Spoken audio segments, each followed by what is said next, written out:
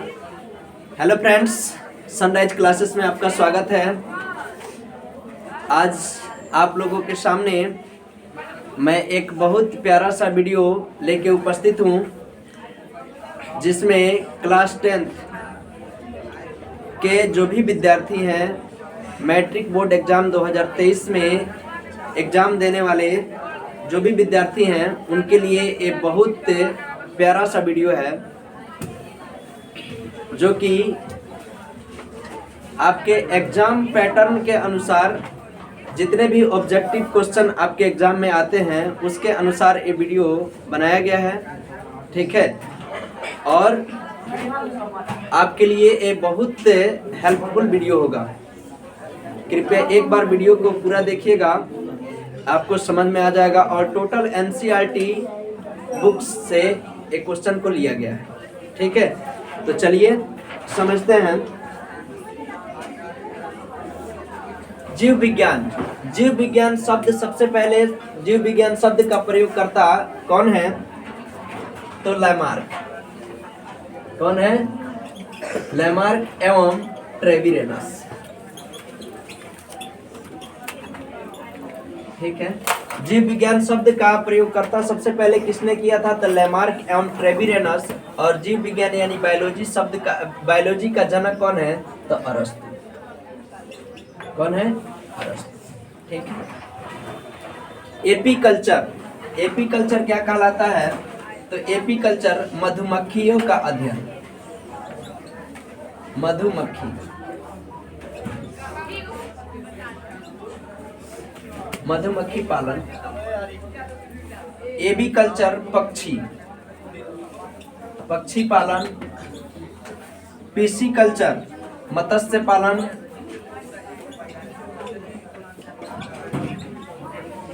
Sericulture रेशम कीट पालन।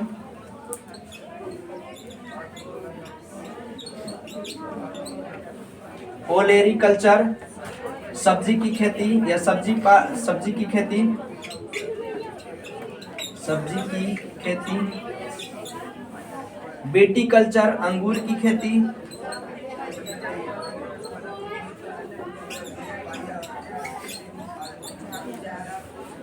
पोमोलॉजी के अंदर किसका अध्ययन किया जाता है? तो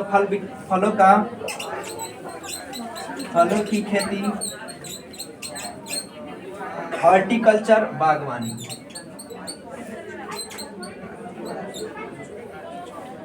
इसमें से एक क्वेश्चन आपके एग्जाम में देखने को मिलेगा। ठीक है, चलिए क्वेश्चन नंबर 1 शुरू होता है। मनुष्य में वृक्क तंत्र का एक भाग है जो संबंधित है पोषण से, श्वसन से, उत्सर्जन से और परिवहन से। ठीक है, तो सबसे पहले वृक्क समझेंगे। वृक्क यानी वृक्क को क्या कहते हैं? किडनी। क्या बोलते हैं? किडनी। और वृक्क का अध्ययन को क्या कहते हैं? वृक्क के अध्ययन को कहते हैं नेफ्रोलॉजी। अध्ययन क्या कहलाता है? तो नेफ्रोलॉजी। प्रत्येक मनुष्य में वृक्क की संख्या कितनी होती है? संख्या कितनी होती है? तो संख्या 2 होती है। प्रत्येक मनुष्य में वृक्क की संख्या कितनी होती है? 2 होती है। प्रत्येक वृक्क का भार कितना होता है? भार प्रत्येक वृक्क का भार होता है 140 ग्राम। और वृक्क की आकृति कैसी होती है? यानी आकार कैसा होता है? तो आकार होता है सेम या राजमा के बीच के आकार। सेम या राजमा के बीच। ठीक है,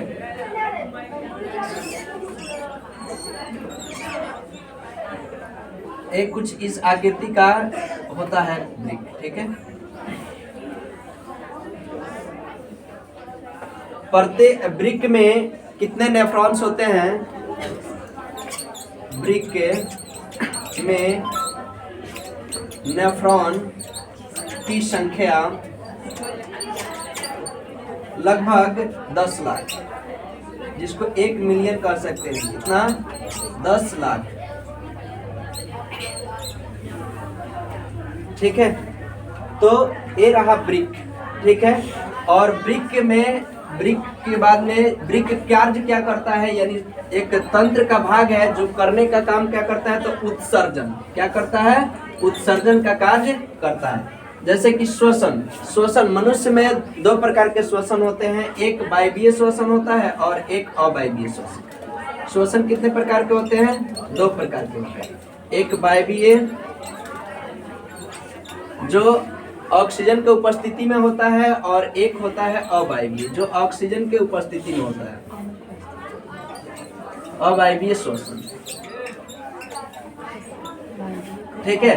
तो मनुष्य में एक ब्रिक एक तंत्र का भाग है जो उत्सर्जन करने का काम करता है और मनुष्य में उत्सर्जी अंग भी होते हैं। ठीक है। जैसे कि त्वचा, ब्रिक, ठीक है। उसके बाद से और भी होता है। ब्रिक में जो उत्सर्जन का काम करता है वो शरीर के अंग में, जैसे ब्रिक हो गया किडनी, उसके बाद से त्वचा, फिर उसके बाद से फेफड़ा, ये सब क्या है? उत्सर्जन का काम करता है। और ये श्वसन के काम, मनुष्य में श्वसन जो अंग है वो कौन सा है? मनुष्य में श्वसन अंग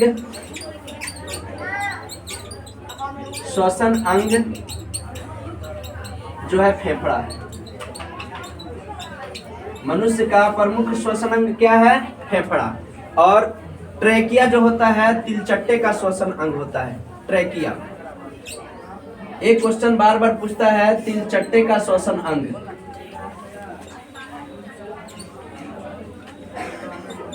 श्वसन अंग कौन सा होता है? तो ट्रेकिया। क्या होता है? ट्रेकिया होता है।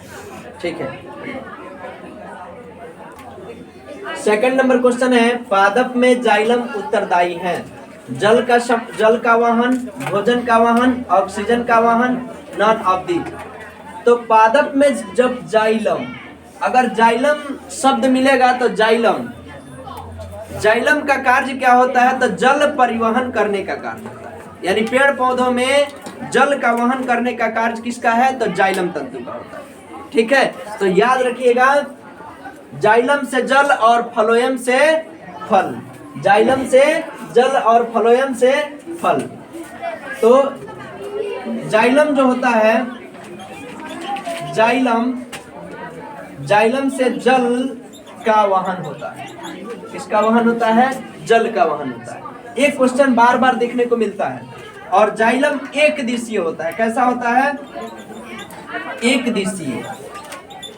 जाइलम एक दिशीय यानी नीचे से ऊपर की ओर पेड़ पौधों की जड़ों से लेकर के उनके पत्तियों तक जल पहुंचाने का कार्य किसका होता है? तो जाइलम का होता है। ओनली फॉर नीचे से ऊपर की ओर लेके जाए। ठीक है। तो ये जाइलम हो गया। जाइलम तंतु का निर्माण करने वाली कोशिकाएं, जाइलम तंतु का निर्माण करने वाली कोशिकाएं। एक नंबर में होती है वाहिकाएं, दो नंबर में वाहिनिकाएं,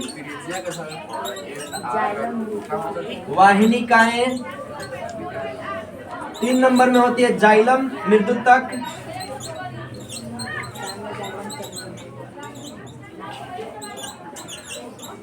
और चार नंबर में होती है जाइलम तंतु।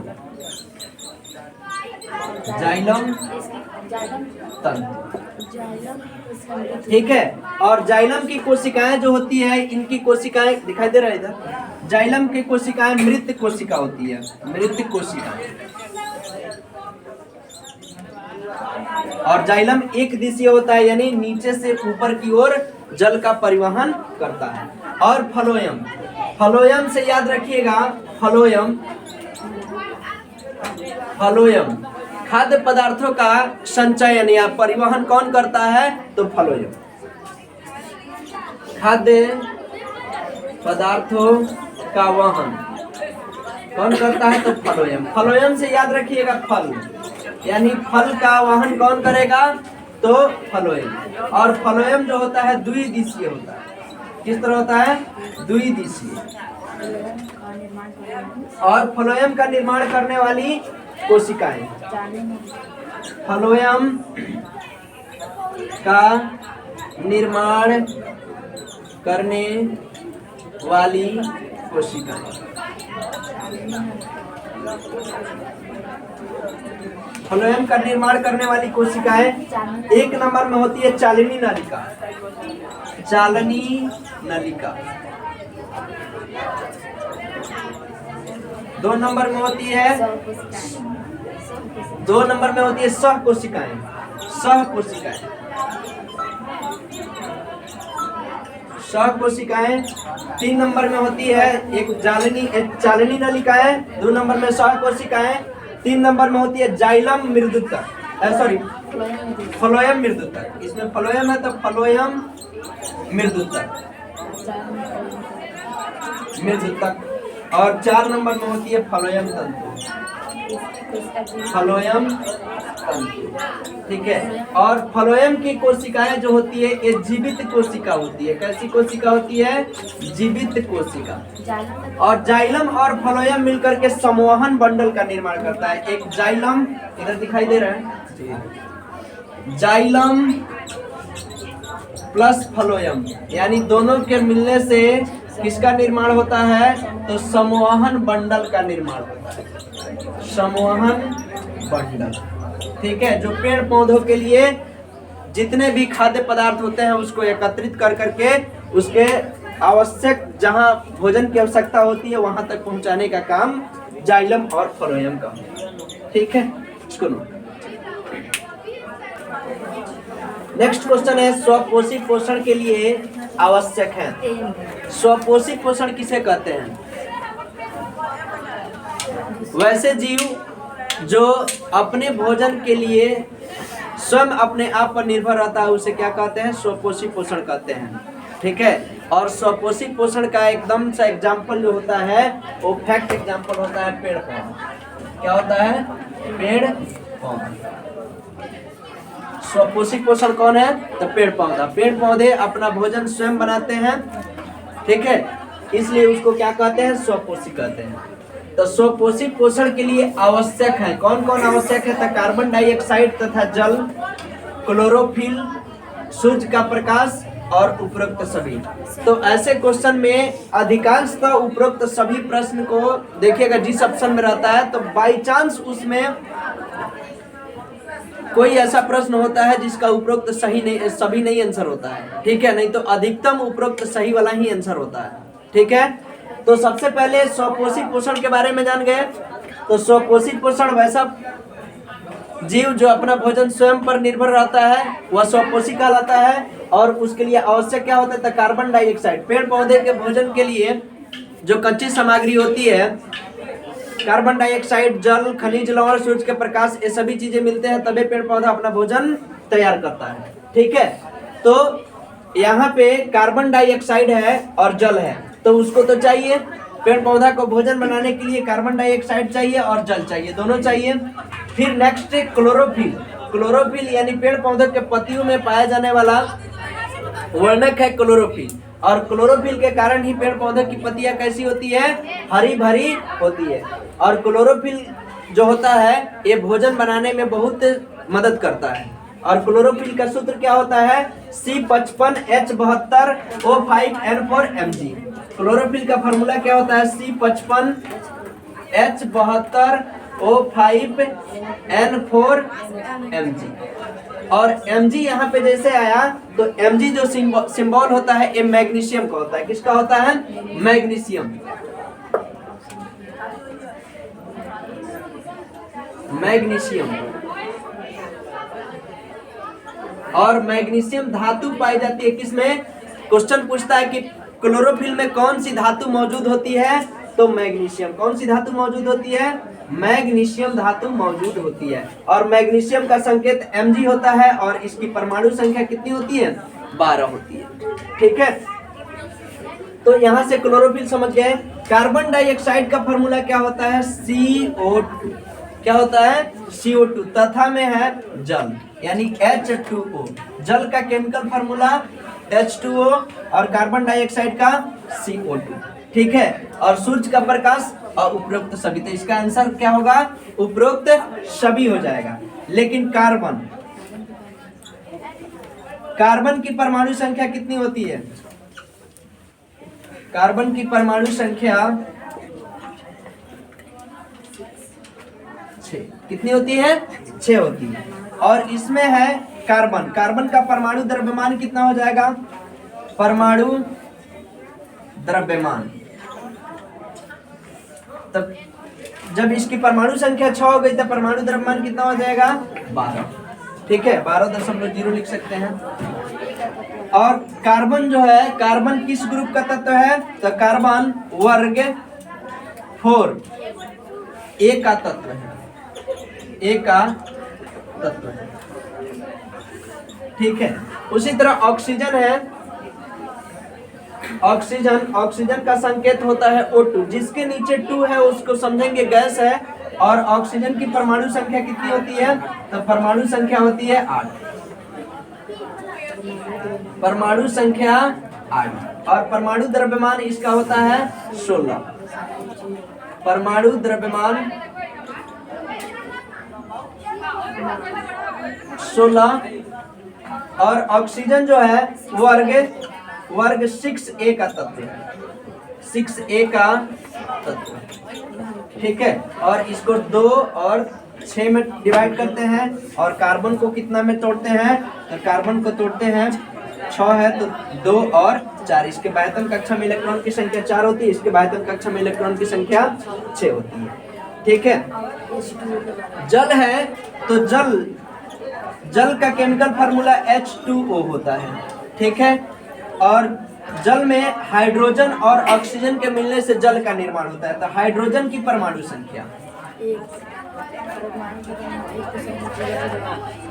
हाइड्रोजन की परमाणु संख्या, हाइड्रोजन की परमाणु संख्या कितनी होती है? 1 होती है। हाइड्रोजन का परमाणु द्रव्यमान कितना होता है? यानी H2 का परमाणु द्रव्यमान कितना होता है? 1.008। ठीक है, और हाइड्रोजन का खोज किसने किया था?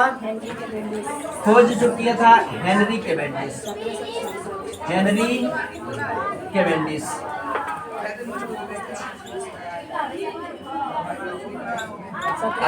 1766 ईस्वी में हेनरी कैवेंडिश ने खोज किए थे। ठीक है, और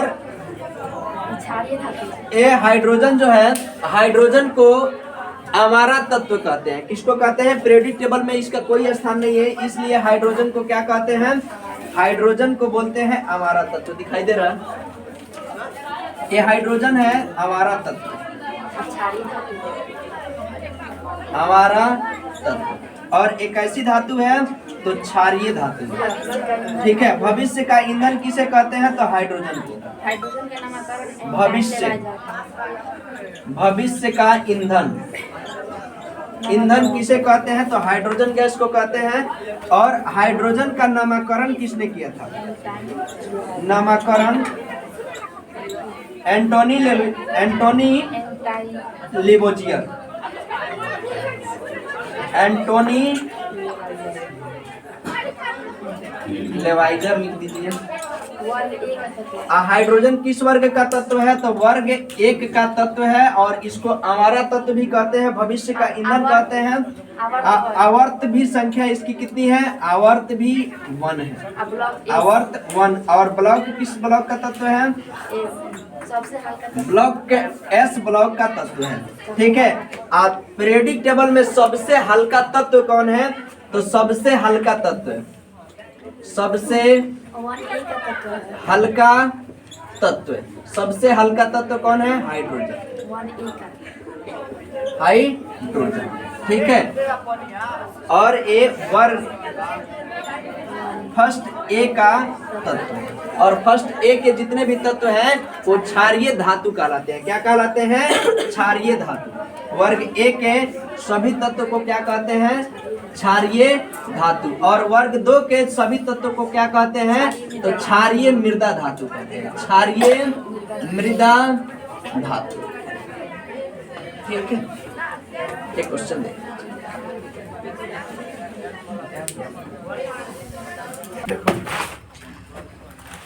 नेक्स्ट क्वेश्चन, क्वेश्चन नंबर 4 है, पायरुवेट के विखंडन से यह कार्बन डाइऑक्साइड तथा जल, कार्बन डाइऑक्साइड जल तथा ऊर्जा देता है और यह क्रिया होती है। ठीक है, पायरुवेट के विखंडन, सबसे पहले एक पायरुवेट का विखंडन के बारे में समझेंगे। जो ग्लूकोज होता है, ग्लूकोज का केमिकल फार्मूला होता है C6H12O6।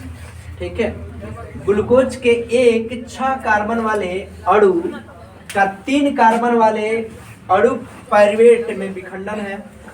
यह प्रक्रम कोशिका द्रव्य में होता है। यह प्रक्रम जो होता है, ये कहाँ होता है? पायरुवेट का विखंडन वाला प्रक्रम जो है, ये 6 कार्बन परमाणु वाले, तो एक ग्लूकोज का कोशिका द्रव्य में। ठीक है, लेकिन कह रहा है कि जल तथा ऊर्जा और यह क्रिया होती है, तो यह क्रिया कहाँ होती है? तो माइटोकॉन्ड्रिया। कहाँ होती है? माइटोकॉन्ड्रिया। पायरुवेट का एक विखंडन ऑक्सीजन का उपयोग करके माइटोकॉन्ड्रिया में कहाँ होता है? ये सीधा पॉइंट आपको एनसीईआरटी बुक में देखने को मिलेगा। ठीक है, और यहीं से क्वेश्चन कई बार एग्जाम में पूछा गया है। ठीक है, तो इसका एग्जैक्ट आंसर हो जाएगा माइटोकॉन्ड्रिया। ठीक है, जबकि इसका टोटल काम कहाँ होता है? कोशिका द्रव्य में, लेकिन यहाँ ऑक्सीजन का उपयोग किस रूप में होता है? तो माइटोकॉन्ड्रिया के रूप में। पायरुवेट एक अन्य 3 कार्बन वाले अणु से जब अभिक्रिया करते हैं तो लैक्टिक अम्ल में परिवर्तित हो जाते हैं। किस अम्ल में परिवर्तित हो जाते हैं? 3 कार्बन परमाणु का प्रयोग करके वो कोशिका द्रव्य में विभक्त हो जाते हैं, टूट जाते हैं, और 3 गो का बचता है तो किसमें?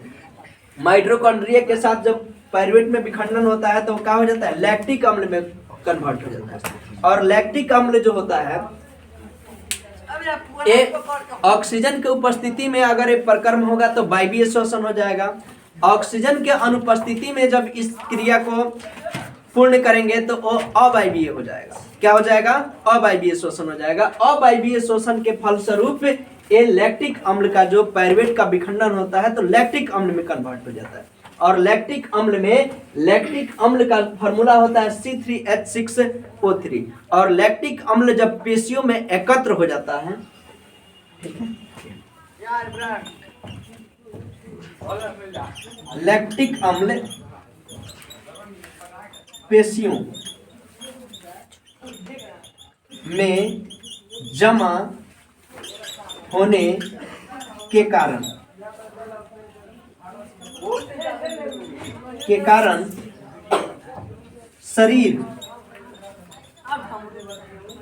शरीर में क्रैम्प उत्पन्न होता है। यानी शरीर के किसी भाग में अगर लैक्टिक अम्ल एकत्रित हो जाता है, ठीक है, तो वहां पे हमारे शरीर में थकान महसूस हो जाए। यानी मांसपेशियों में जब लैक्टिक अम्ल एकत्रित होगा तो थकान महसूस होगा, और ये चीजें खिलाड़ियों के शरीर में क्रैम्प उत्पन्न कर देता है। ये भी क्वेश्चन आपका पूछा हुआ क्वेश्चन। ठीक है, किसके उपस्थिति में जो खिलाड़ी होते हैं, रनर होते हैं, उसके शरीर में क्रैम्प बनने लगता है? तो लैक्टिक अम्ल के। और लैक्टिक अम्ल जो होता है, लैक्टिक अम्ल किस में पाया जाता है? तो दूध, खट्टे दूध या दही में पाया जाता है। खट्टे दूध या दही में लैक्टिक अम्ल पाया जाता है। और लैक्टिक अम्ल का केमिकल फार्मूला C3H6O3 आप याद रखें। ठीक है, माइटोकॉन्ड्रिया जो है, इसको कोशिका का ऊर्जा घर कहते हैं। क्या कहते हैं? कोशिका का ऊर्जा, power house of the cell, ऊर्जा, power house of the cell. और माइटोकॉन्ड्रिया का खोज किसने किया था? खोज अल्टमैन। 1890 ईस्वी में इसका खोज किए थे, लेकिन नामाकरण एक बेंडा नामक वैज्ञानिक, कौन? बेंडा नामक वैज्ञानिक 1897-98 के करीब में इसका नामकरण, इसका माइटोकॉन्ड्रिया। और माइटोकॉन्ड्रिया में इसको ऊर्जा घर क्यों कहा जाता है? क्योंकि यहीं से 38 एटीपी ऊर्जा विमुक्त होती है, जो काफी अधिक मात्रा में ऊर्जा मिलता है। तो एटीपी जो है ऊर्जा का केंद्र होता है। क्या होता है? ऊर्जा का केंद्र। और एटीपी का फुल फॉर्म होता है एडिनोसिन ट्राई फॉस्फेट।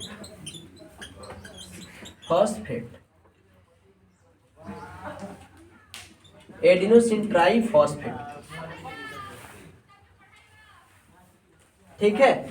और जब आपसे पूछेगा एडीपी का फुल फॉर्म क्या होता है, यानी एटीपी रहेगा तो समझ जाइएगा 38 एटीपी कहां पे निर्माण हुआ? माइटोकॉन्ड्रिया। और माइटोकॉन्ड्रिया को इसलिए ऊर्जा घर कहा जाता है क्योंकि एटीपी जो होता है एक ऊर्जा का केंद्र होता है, ठीक है। और एडीपी कहीं लिखा मिलेगा आपको एडीपी, तो एडिनोसिन डाइफॉस्फेट। क्या समझेंगे? Adenosine diphosphate. और हरित लौह क्या होता है? हरित लौह जो होता है कोशिका का ऊर्जा घर। क्या होता है? कोशिका का रसोई घर भी कहते हैं। कोशिका का रसोई घर किसको कहते हैं? हरित लौह। और केंद्रक का खोज किसने किया था? Robert brown.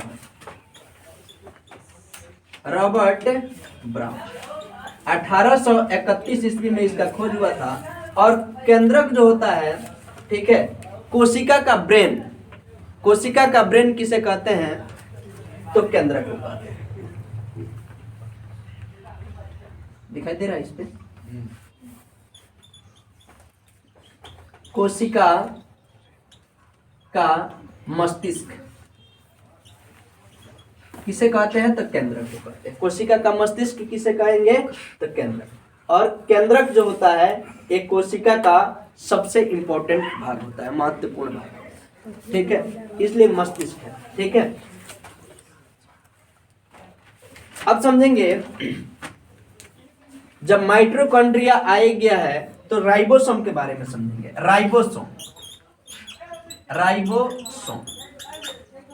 राइबोसोम को प्रोटीन का फैक्ट्री कहते हैं। क्या कहते हैं? प्रोटीन का फैक्ट्री। प्रोटीन का फैक्ट्री किसे कहते हैं? राइबोसोम। और राइबोसोम का खोज किसने किया था? तो जी पैलेट, ठीक है। और इनका खोज 1900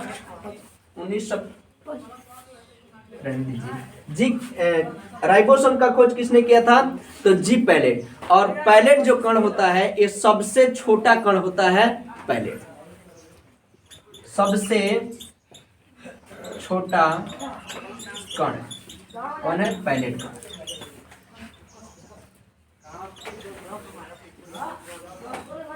ठीक है। राइबोसोम जो होता है प्रोटीन का फैक्ट्री कहलाता है।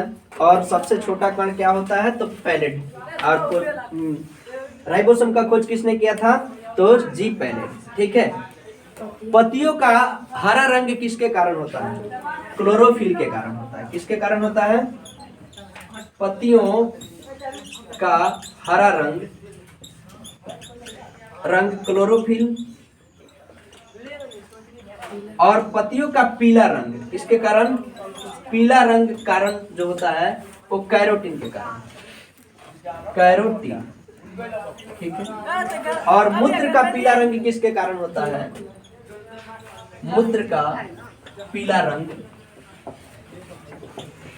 तो यूरोक्रोम के कारण। किसके कारण होता है? यूरोक्रोम। और यूरोक्रोम का निर्माण कैसे होता है? तो हेमोग्लोबिन के टूटने से यूरोक्रोम का निर्माण होता है। हेमोग्लोबिन के टूटने से किसका निर्माण होता है? हीमोग्लोबिन के टूटने से यूरोक्रोम का निर्माण। हीमोग्लोबिन के टूटने से यूरोक्रोम का निर्माण।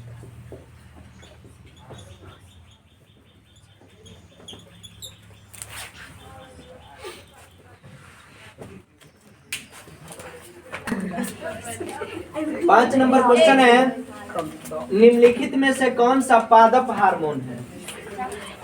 कौन सा पादप हार्मोन है? ठीक है, तो हम लोग पीछे एक वीडियो बनाए थे जिसमें पादप हार्मोन कौन कौन से होते हैं, उनका कार्य क्या होता है, ठीक है, वो सभी चीजें इसी चैनल सनराइज क्लासेस पे अपलोड है, आप देख सकते हैं। पादप हार्मोन के बारे में टोटल चीजें आपको, ठीक है। चलिए क्वेश्चन को समझते हैं। ए ऑप्शन है इंसुलिन, थायरॉक्सिन, एस्ट्रोजन और साइटोकाइनिन। आप देखते ही ऑप्शन को टिक कर दीजिएगा कि आंसर क्या है इसका, ठीक है। क्योंकि इंसुलिन पादप में होता है नहीं, थायरॉक्सिन नहीं होता है, एस्ट्रोजन नहीं होता है और साइटोकाइनिन कहीं ना कहीं नाम तो सुने है कि ना। तो चलिए,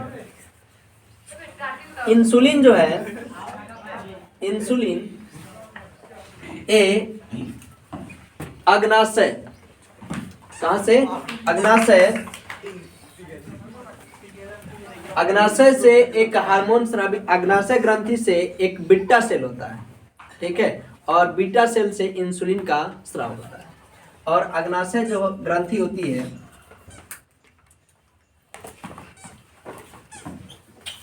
ये मिश्रित ग्रंथि का एक एग्जांपल है। मिश्रित ग्रंथि,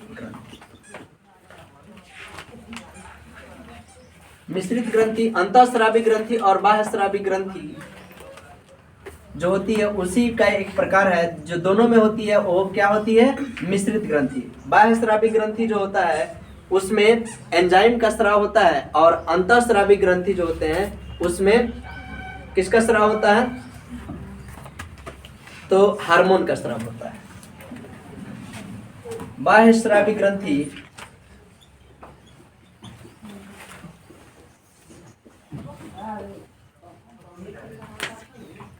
बाह्यस्रावी ग्रंथि से एंजाइम का स्राव होता है, और अंतःस्रावी ग्रंथि से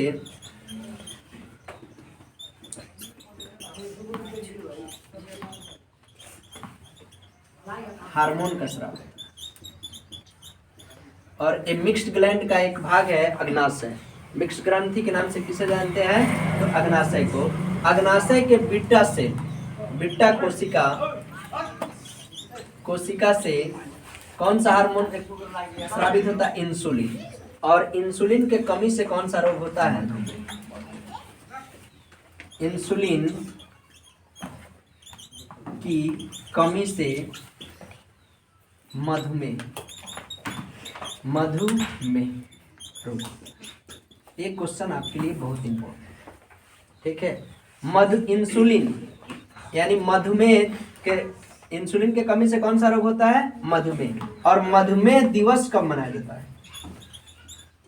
दिवस, इसको डायबिटीज बोलते हैं, चिनिया रोग बोलते हैं। क्या बोलते हैं? चिनिया रोग। तो मधुमेह दिवस कब मनाया जाता है? 14 नवंबर, ठीक है।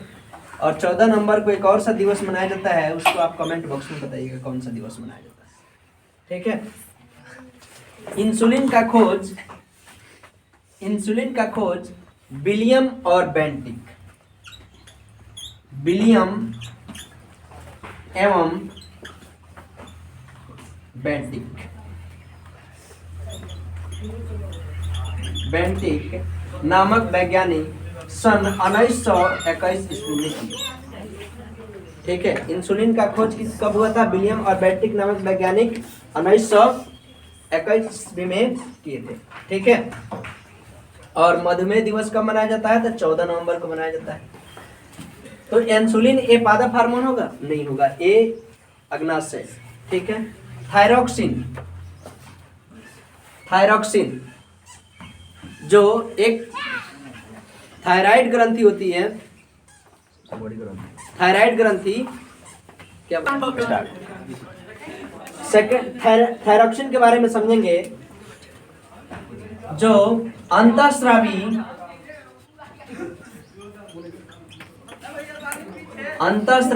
सबसे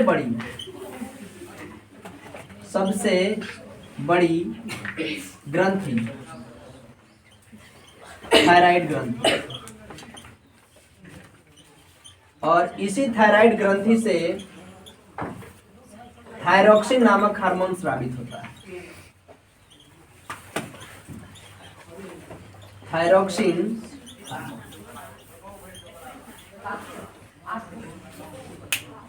सबसे बड़ी अंतःस्रावी ग्रंथि कौन है? थायराइड ग्रंथि। और थायराइड ग्रंथि से थायरॉक्सिन नामक हार्मोन स्रावित होता है। और थायरॉक्सिन, थायराइड ग्रंथि जो होता है गले में लैरिक्स के नीचे पाया जाता है। गले के लैरिक्स, स्वर यंत्र या लैरिक्स बोल सकते हैं। लैरिक्स के नीचे पाया जाता है, ठीक है। और थायरॉक्सिन हार्मोन के कमी से, थायरॉक्सिन हार्मोन की कमी से होने वाला रोग जड़मनावता, मैक्सडमा, और तीसरा बीमारी होता है गलगंड यानी घेंगा रोग। ये आपके एग्जाम में बहुत बार पूछा जाता है, घेंगा, जिसको ग्वाइटर भी बोलते हैं, ग्वाइटर या गलगंड भी बोलते हैं, ठीक है। तो थायरॉक्सिन हार्मोन के कमी से होने वाला रोग घेंगा, ग्वाइटर या गलगंड, ठीक है, जो गले में गला का आकृति को फुला देता है, ठीक है। तो एक घेंगा होता है, और ये किसके कमी से होता है? आयोडीन के कमी से। किसके कमी से? आयोडीन की कमी से, ठीक है। थायरॉक्सिन हार्मोन की स्राव में जब कमी होगी तो कौन सा हार्मोन होगा? कौन सा रोग होगा? जड़मनावता, मैक्सडीमा और घेंगा, जो कि ये आयोडीन के कमी से होने वाला रोग होता है। इसमें आयोडीन की मात्रा को कमी कर देता है, ठीक है। अगला है एस्ट्रोजन, और एस्ट्रोजन जो है ये स्त्री हार्मोन, स्त्री संबंधी हार्मोन, ठीक है। क्या है? एस्ट्रोजन स्त्री संबंधी हार्मोन है। तो स्त्री संबंधी और भी हार्मोन होते हैं। कौन कौन होते हैं? मिटा दूं इसको, ये मिटा दे रहे हैं, ठीक है।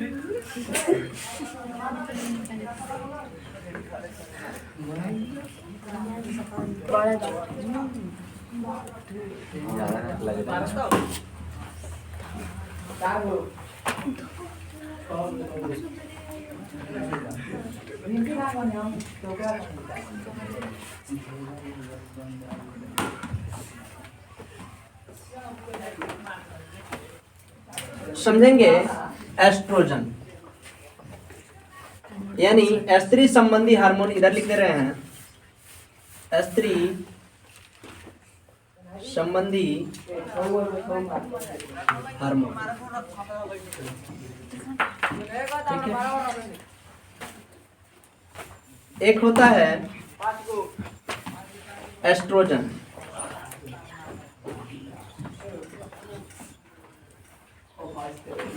एस्ट्रोजन, दूसरा होता है प्रोजेस्टेरोन,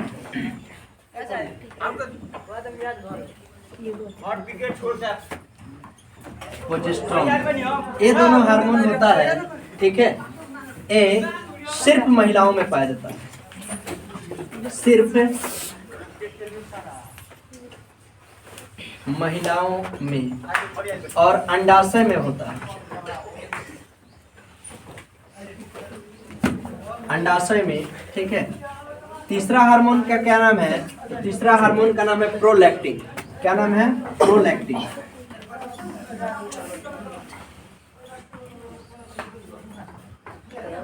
प्रोलैक्टिन। चौथा है ऑक्सीटोसिन। ऑक्सीटोसिन। और पांचवा है रिलैक्सिन।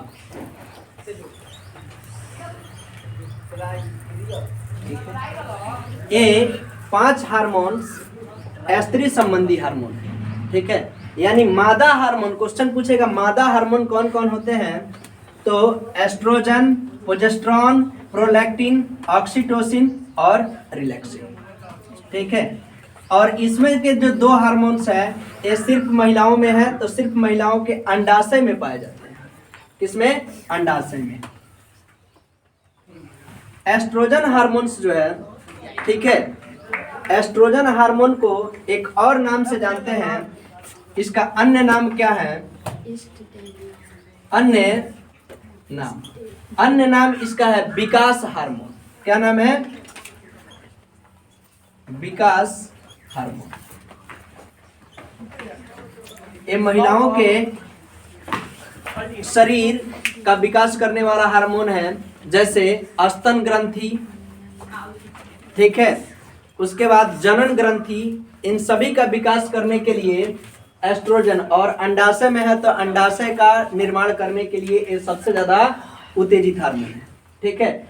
और पीयूष ग्रंथि से स्रावित होने वाली पीयूष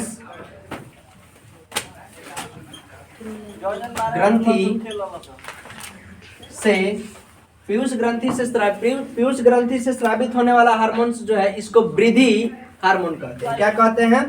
वृद्धि हार्मोन। और वृद्धि हार्मोन में ये जो एस्ट्रोजन है, ये एक हार्मोन होता है LH, यानी ल्यूटिनाइजिंग हार्मोन्स। कौन हार्मोन? एक ल्यूटिनाइजिंग हार्मोन होता है, और एक होता है FSH। एक हार्मोन है FSH, फॉलिकल स्टिमुलेटिंग हार्मोन। तो फॉलिकल स्टिमुलेटिंग हार्मोन्स जो है और LH हार्मोन जो है, ये दोनों हार्मोन का श्रवण में ये एस्ट्रोजन होता है, और इसी हार्मोन की वजह से, ठीक है, ये वृद्धि हार्मोन, तो इन लोगों के शरीर में जो स्तन होता है उसका वृद्धि हो जाता है, और जनन अंग का विकास हो जाता है, ठीक है। इसलिए इस हार्मोन का नाम है विकास हार्मोन, अन्य नाम है विकास हार्मोन, ठीक है। प्रोलैक्टिन हार्मोन को दुग्ध श्रवण हार्मोन कहते हैं, यानी दुग्ध श्रवण हार्मोन। ये दुग्ध को अधिक मात्रा में निर्मित करने वाला हार्मोन कौन है? तो प्रोलैक्टिन। और उसी तरह दुग्ध जनक हार्मोन कौन है? तो ऑक्सीटोसिन, ठीक है। अधिक मात्रा में दूध का स्राव करने वाला हार्मोन कौन है? ऑक्सीटोसिन। और रिलैक्सिन हार्मोन को प्रेगनेंसी हार्मोन्स भी बोलते हैं। क्या बोलते हैं? रिलैक्सिन हार्मोन को प्रेगनेंसी हार्मोन। प्रेगनेंसी के समय में सबसे ज्यादा ये रिलैक्सिन हार्मोन स्रावित होता है, जिससे बच्चे, जो गर्भाशय होता है, गर्भाशय से बहुत तेजी से बच्चे बाहर निकल जाते हैं, ठीक है। तो ये है रिलैक्सिन हार्मोन, जो ये 5 रहा मादा जनन हार्मोन, ठीक है। अब होता है पुरुष हार्मोन। पुरुष हार्मोन, तो पुरुष हार्मोन मात्र एक ही है, सिर्फ एक ही है, और वो पुरुष में पाया जाता है, सिर्फ पुरुषों में पाया जाता है, सिर्फ पुरुषों में पाया जाता है, जिसका नाम है एंड्रोजन। एंड्रोजन, इसी हार्मोन को कहते हैं टेस्टोस्टेरोन।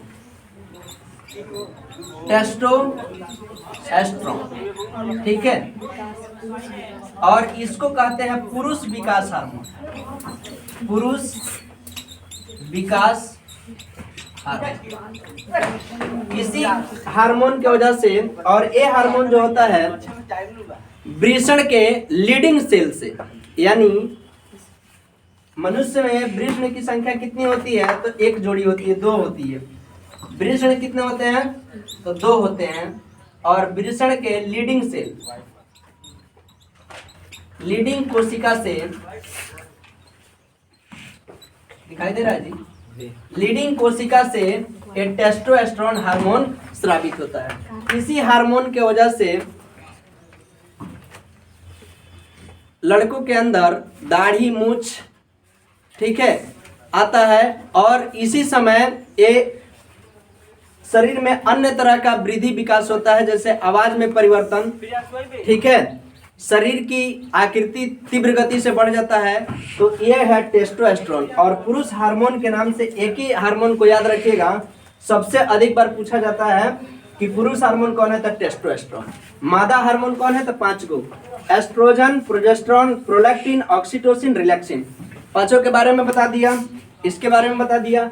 तो चलिए, ये है एस्ट्रोजन, तो ये स्त्री संबंधी हार्मोन है। अब है साइटोकाइनिन। साइटोकाइनिन ही है पादप हार्मोन। इसको टिक कीजिएगा, आंसर ए होगा, ठीक है। पादप हार्मोन कौन कौन से होते हैं? तो auxin, gibberellin, cytokinin, abscisic acid और एथिलीन।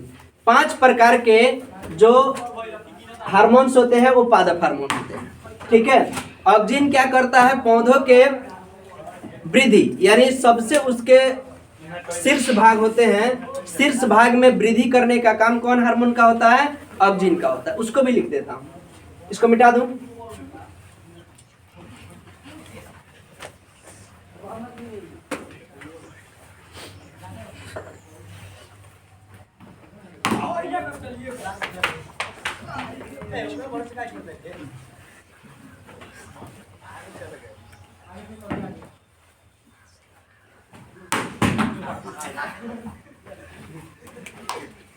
पादप हार्मोन,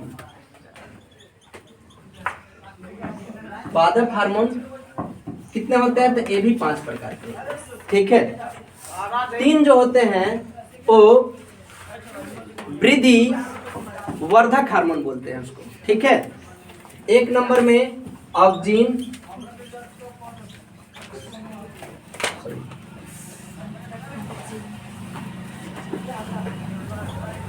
ऑक्सिन, दूसरा जिब्रेलिन, तीसरा साइटोकाइनिन,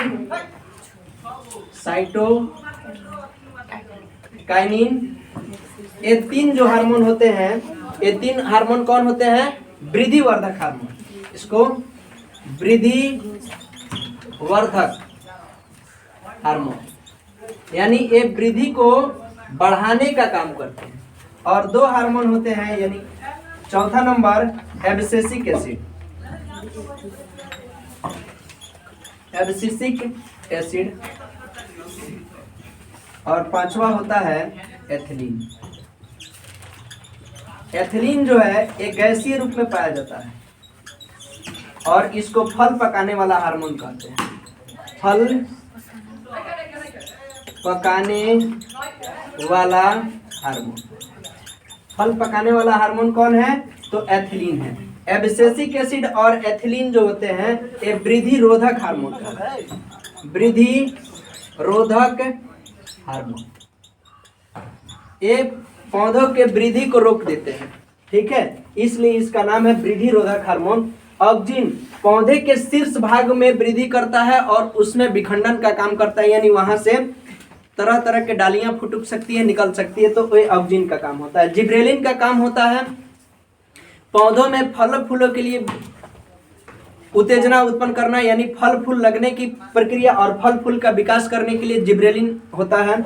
साइटोकाइनिन होता है, साइटोकाइनिन का भी काम जिब्रेलिन के काम से मिलता जुलता रहता है और ये पौधों के विकास के साथ साथ फल फूल और बीज का निर्माण करने में सहायक होते हैं, इसलिए इसके वृद्धि वर्धक हार्मोन कहते हैं। एब्सिसिक एसिड ये पौधों के लंबाई पे कंट्रोल करने का काम करते हैं, यानी रोक देते हैं, निश्चित सीमा के अंतर्गत ये रुक जाता है। वैसे भी हम लोग में भी वैसा ही होता है।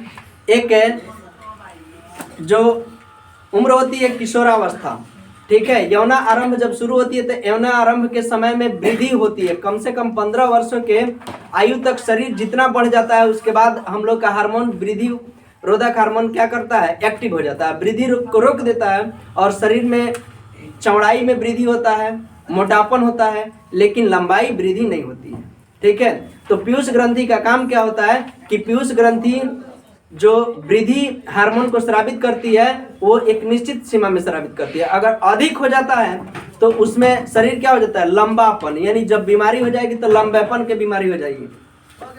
और जब वृद्धि हार्मोन कम हो जाएगा यानी स्राव बचपन में नहीं कर पाएगा तो उसके कमी के कारण कौन सा रोग हो जाएगा, बौनापन। कौन सा रोग हो जाएगा, बौनापन। तो बौना हो जाता है। ठीक उसी तरह ये पौधों में भी होता है। तो पौधा में अगर अधिक ऑक्सीजन स्रावित हो गया तो पौधा बढ़ गया, नहीं तो पौधा बौना हो जाएगा। बहुत सारे पौधा का देखते हैं बौना रह जाता है, ठीक है। मटर वगैरह का पौधा देखिएगा वो बौने ही रहता है, वो नहीं बढ़ता है, ठीक है। जिब्रेलिन, साइटोकिनिन, एब्सिसिक एसिड और एथिलीन को क्या कहते हैं, फल पकाने वाला हार्मोन कहते हैं। और एक किस रूप में पाया जाता है, गैसीय रूप में पाया जाता है, ठीक है। तो इस क्वेश्चन का आंसर क्या रहा, साइटोकाइनेन।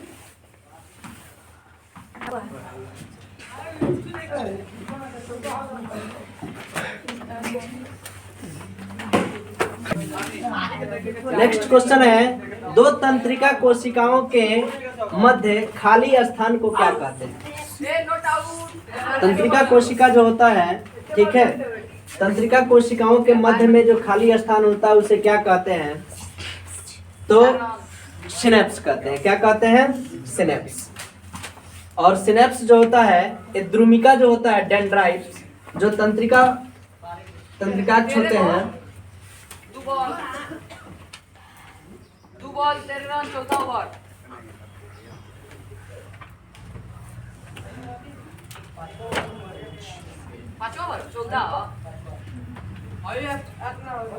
और यहाँ से जो चीजें निकली होती है उसको डेंड्राइट बोलते हैं। क्या बोलते हैं, डेंड्राइट। और इसमें होता है केंद्रक। केंद्रक इसको बोलते हैं डेंड्राइट, जिसको द्रुमिका बोलते हैं। द्रुमिका, केंद्रक, डेंड्राइट्स, ठीक है। और इसके नीचे से फिर ये ऐसी ही रचना होती है और यहाँ से जो आकृति होती है इसको बोलते हैं सिनेप्स।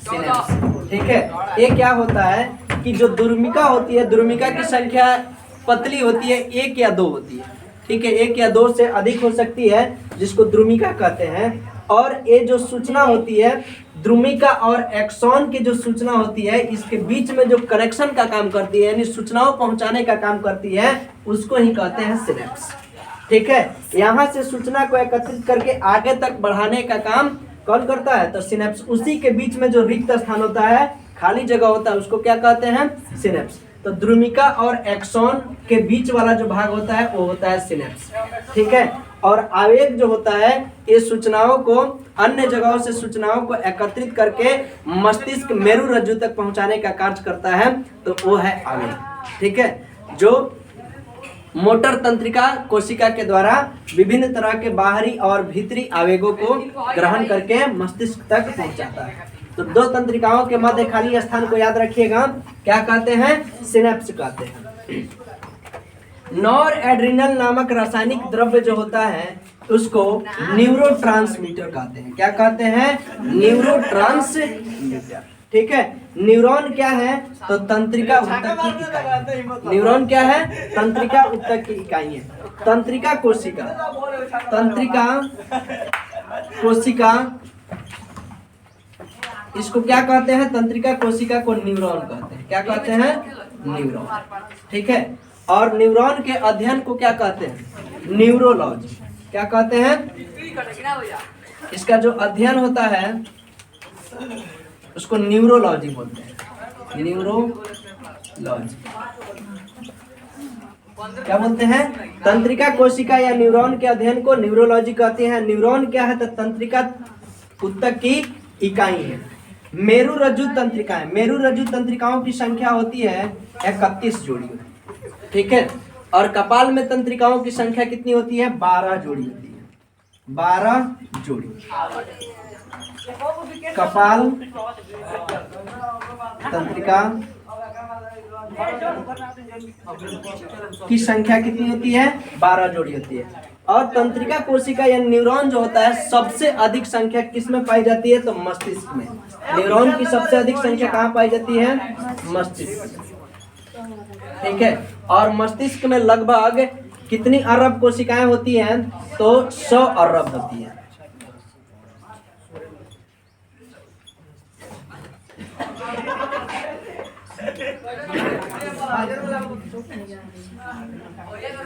यानी इसको लिख सकते हैं 10 के पावर 11। ठीक है। इतनी कोशिकाएं, तंत्रिका कोशिकाएं कहाँ पाई जाती है? मस्तिष्क में। यानी सबसे अधिक संख्या मस्तिष्क में होती है। ठीक है। तंत्रिका कोशिका जो होता है, तंत्रिका कोशिका एक इसका इकाई होता है न्यूरॉन। यानी तंत्रिका ऊतक की इकाई को क्या कहते हैं? न्यूरॉन कहते हैं। ठीक है। यहाँ पे है स्वायत्त तंत्रिकाएं, यानी ऑटोमेटिक तंत्रिका तंत्र। जो स्वायत्त तंत्रिकाएं होती है, अनुकंपी तंत्रिका तंत्र, इसका जो कार्य होता है श्वेत ग्रंथियों से स्राव होता है, आंखों की पुतलियों का फैलाना, हृदय स्पंदन को तेज करना, लार ग्रंथियों का स्थान और बाल खड़े होना। ये सब क्या है? स्वायत्त तंत्रिका तंत्र का भाग है अनुकंपी तंत्रिका तंत्र, और उसका कार्य सब यही है। ठीक है। जो ऑटोमेटिक अपने मन से वर्क करता है वो सब चीजें। तो इसमें क्या हो जाएगा? दो तंत्रिकाओं के मध्य खाली स्थान को क्या कहते हैं? सिनेप्स कहते हैं। द्रुमिका जो सबसे पतली छोटी सी रचना होती है, उसमें 1-2 की संख्या हो सकती है, और एक्सॉन, इन दोनों के मध्य जो खाली स्थान होता है उसको क्या कहते हैं? सिनेप्स। नेक्स्ट क्वेश्चन है, मस्तिष्क उत्तरदायी है। क्या है? मस्तिष्क उत्तरदायी है। ऑप्शन ए है सोचने के लिए, बी है हृदय स्पंदन के लिए, सी है शरीर का संतुलन बनाने के लिए, और डी है उपयुक्त शब्द। ठीक है। तो मस्तिष्क सोचने के लिए है ना, पैर से नहीं ना सोचते हैं, मस्तिष्क से सोचते हैं। ठीक है। तो सोचने के लिए तो ऑलरेडी उत्तरदायी है। हृदय स्पंदन यानी हार्ट बीट जो हो रही है, हृदय धड़क रहा है, क्या इसके लिए मस्तिष्क उत्तरदायी है? हाँ बिल्कुल है। ठीक है। क्योंकि हमारे शरीर का ऑल चीजों का कंट्रोल करने का काम मस्तिष्क है। ठीक ना। तो ये भी है शरीर का संतुलन बनाने के लिए, शरीर का संतुलन बनाने के लिए मस्तिष्क का एक भाग काम करता है जिसका नाम है सेरेबेलम।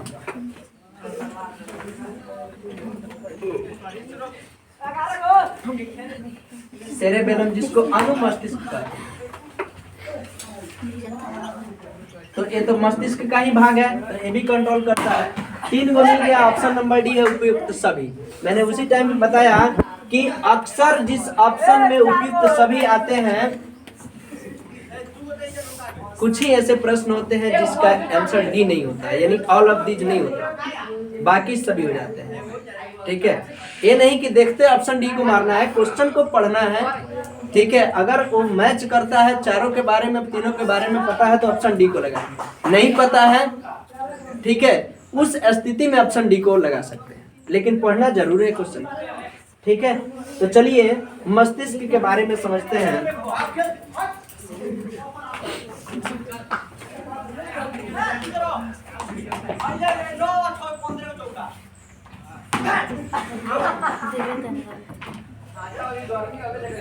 ये है मस्तिष्क, और इसमें एक होता है फॉरब्रेन।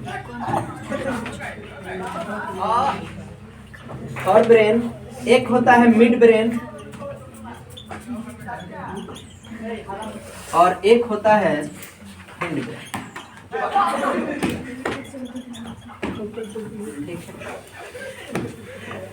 एक फॉरब्रेन जो होता है अग्र मस्तिष्क। मस्तिष्क के कितने भाग होते हैं?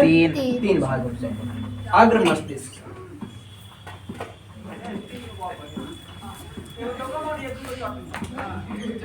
अग्र मस्तिष्क, अग्र मस्तिष्क के 2 भाग होते हैं, 3 भाग।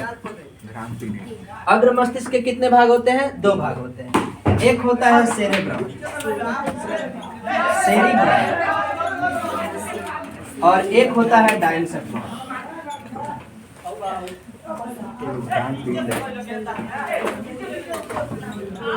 डायनसेफ्लॉन।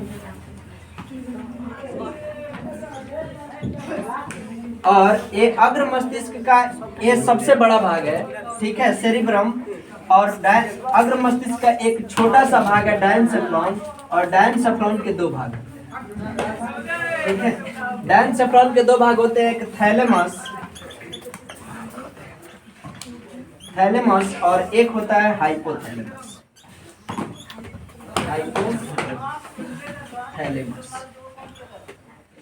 ठीक है। मिड ब्रेन यानी मध्य मस्तिष्क, मध्य मस्तिष्क के दो भाग होते हैं। मध्य मस्तिष्क के दो भाग होते हैं, एक होता है कर्पोरा क्वाड्रिजेमिना, कर्पोरा क्वाड्रिजेमिना, और एक होता है सेरेब्रल पेडेंकल।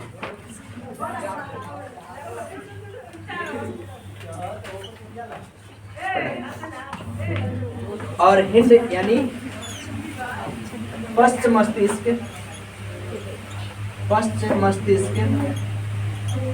के कितने भाग होते हैं? पश्च मस्तिष्क के भी दो भाग होते हैं, उनके तीन भाग देता है। एक होता है सेरेबेलम जिसको अनुमस्तिष्क कहते हैं, और पश्च मस्तिष्क का सबसे बड़ा भाग होता है अनुमस्तिष्क। और एक होता है मेडुला ऑब्लंगेटा, मेडुला ऑब्लंगेटा। एक होता है और पॉन्स बेरोलाई लिख सकते हैं, पॉन्स बेरोलाई।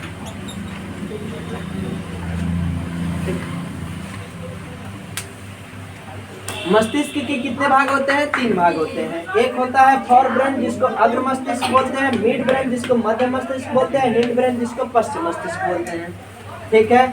फोर ब्रेन यानी अग्र मस्तिष्क के दो भाग होते हैं, एक सेरिब्रम और एक होता है डायनसेफ्लॉन। डायनसेफ्लॉन के दो भाग होते हैं, एक थैलेमस और एक होता है हाइपोथैलेमस। सेरिब्रम जो होता है, सेरिब्रम ये मस्तिष्क का बुद्धि और चतुराई का केंद्र, सेरिब्रम बुद्धि और चतुराई, यादाश्त यानी मेमोरी, ये सब सेरिब्रम। और ये मस्तिष्क का 80% भाग होता है, ठीक है। कुल मस्तिष्क का 80% भाग होता है अग्र मस्तिष्क का भाग सेरिब्रम, और ये यादाश्त, मेमोरी, बुद्धि और चतुराई का केंद्र होता है। और डायनसेफ्लॉन इस मस्तिष्क का एक छोटा सा भाग है। क्या है? छोटा सा भाग है जिसका दो का भाग होता है, एक थैलेमस। थैलेमस का काम क्या होता है? तो दर्द ठंडा, गर्म आदि का एहसास करना, ये थैलेमस का काम है। अगर हमारे शरीर में कहीं कोई चीज स्पर्श कर गया है और उसका ठंडा है कि गर्म है, तो उसका पहचान मस्तिष्क के थैलेमस से अग्र मस्तिष्क तक जाती है, ठीक है। तो ठंड गर्म और दर्द का एहसास करने का मस्तिष्क के किस भाग में है? तो थैलेमस में है। और थैलेमस मस्तिष्क के कौन सा भाग है? तो अग्र मस्तिष्क का दो भाग, सेरिब्रम और डायनसेफ्लॉन। डायनसेफ्लॉन का एक भाग है थैलेमस और एक है हाइपोथैलेमस। हाइपोथैलेमस है तो इसका कार्य क्या होता है? भूख,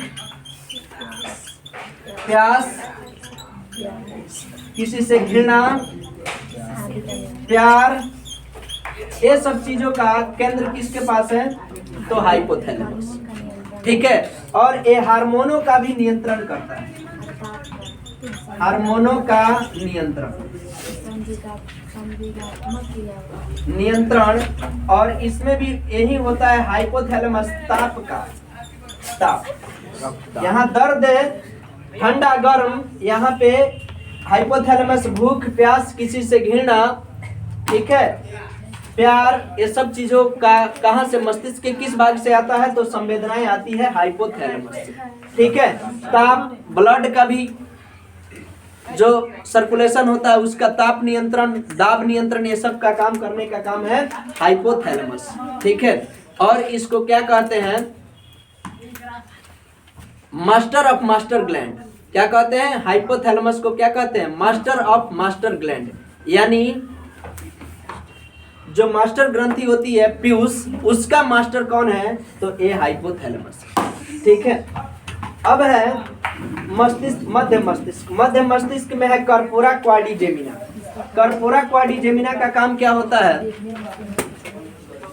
कर्पोरा क्वाड्रिजेमिना का काम, एक इसका काम है कि जितने चीजें हम आंख से देख रहे हैं, सुन रहे हैं, समझ रहे हैं, तो देखने और सुनने, देखने और सुनने के लिए ये क्या है, एक कर्पोरा क्वाड्रिजेमिना मस्तिष्क का, मध्य मस्तिष्क का भाग है ये है।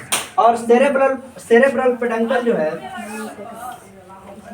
सेरेब्रल पेडंकल, ये इसका काम क्या होता है, तो ये भी सेरेब्रल पेडंकल का जो सूचनाओं को मस्तिष्क तक पहुंचाने का काम करता है सेरेब्रल पेडंकल, यानी सूचना को पहुंचाता है, ठीक है।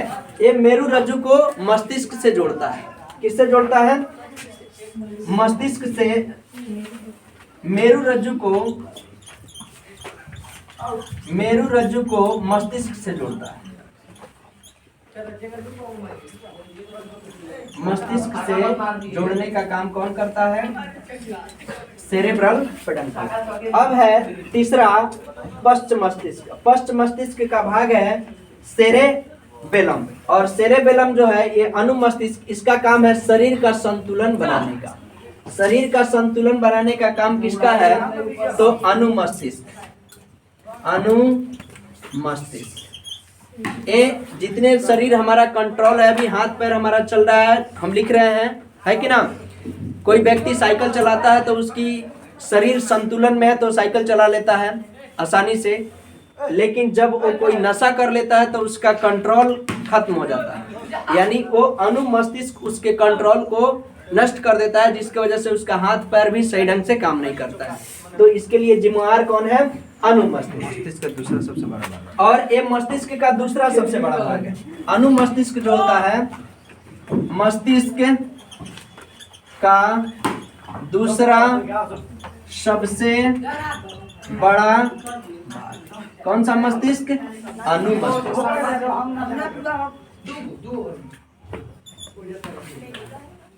अब है मेडुला ऑब्लंगेटा। मेडुला ऑब्लंगेटा का काम क्या है, श्वसन।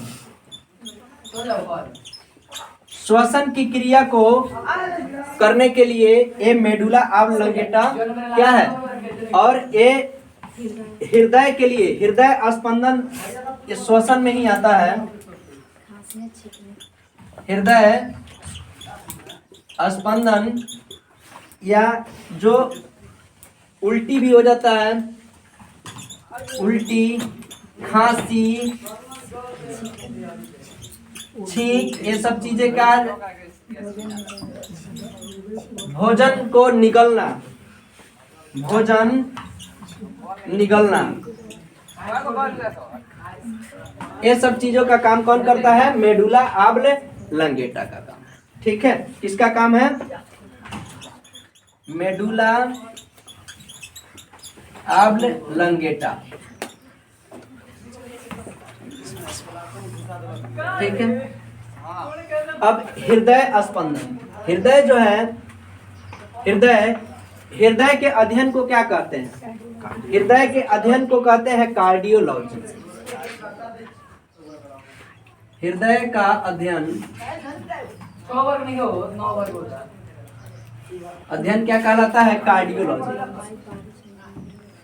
कार्डियोलॉजी,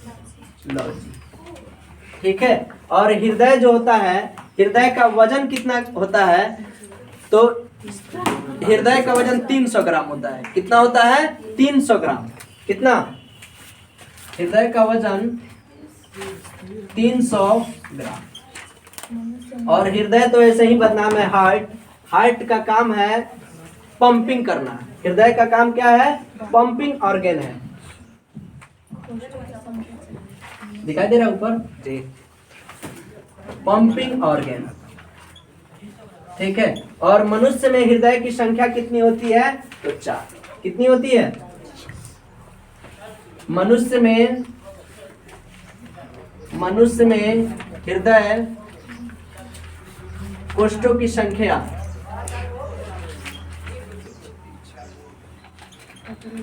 संख्या 4। अब कुछ एनिमल्स हैं जिसमें हृदय की संख्या कितनी होती है, उसको मैं एक जगह लिखा देता हूँ, ठीक है। इसको मिटा दूं? स्टार्ट होता। नेक्स्ट, हृदय एक टॉपिक है और हृदय के अध्ययन को क्या कहते हैं? अध्ययन क्या कहलाता है? कार्डियोलॉजी। कार्डियोलॉजी। हृदय का काम क्या होता है? ए पंपिंग ऑर्गन है, ठीक है।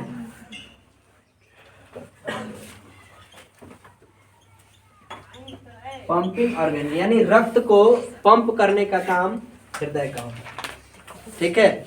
लेकिन हम लोग समझ जाते हैं कि हार्ट, हृदय क्या करता है? नहीं, धक धक करता है। ये धक धक नहीं, लबडब की आवाज आती है, ठीक है। हृदय का वजन, हार्ट का वजन कितना होता है? तो वजन 300 ग्राम होता है। 300 ग्राम हो जाता है। इसका रंग जो होता है, रंग